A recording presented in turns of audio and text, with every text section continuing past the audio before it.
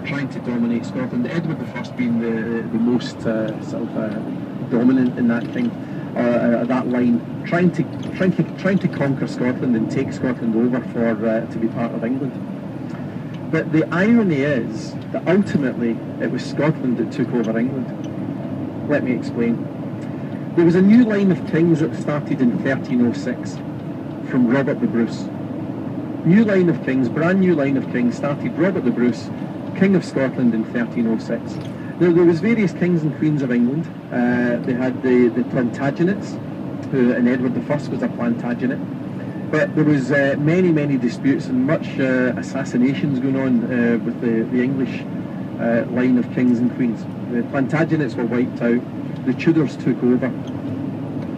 So it was, a lot of kings and queens were toing and froing within England. But the thing that makes us chuckle a little bit in Scotland is that in the mid to late 1500s, we had a king on the throne, James VI of Scotland, a direct line from Robert the Bruce back in the 1300s. Down in England, Elizabeth I. Elizabeth I was on the throne of England, and she was a Tudor. Now, at the early 1600s, 1603, Queen Elizabeth died of old age, and she left no direct heirs at all. She wasn't married, had no children, there was no direct heirs to follow on her line. Her closest living relative was a man by the name of James Stuart. And James Stuart just happened to be James VI of Scotland. So when Queen Elizabeth died, in actual fact it was the King of Scotland that took over the English throne in 1603. As I say, we think that's quite ironic within Scotland. It's quite funny that for all these years, various different kings of England were trying to conquer Scotland, but ultimately, it was Scotland that took over England. Quite an ironic little twist, really.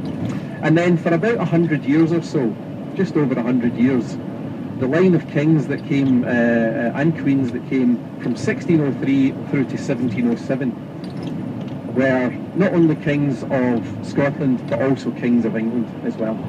So for instance, the king that was ousted in order that kick-started this whole Jacobite thing was King James VII of Scotland and King James II of England. And then in 1707 was the Act of Union that brought the countries of Scotland and England and Wales together to form the United Kingdom of Great Britain. And then a few years later, Ireland joined that United Kingdom as well. So from 1707, it's just been that one line of kings. But it was a direct line of kings that goes back to 1306 and Robert the Bruce. So Queen Elizabeth II on the throne today, direct heir of Robert the Bruce.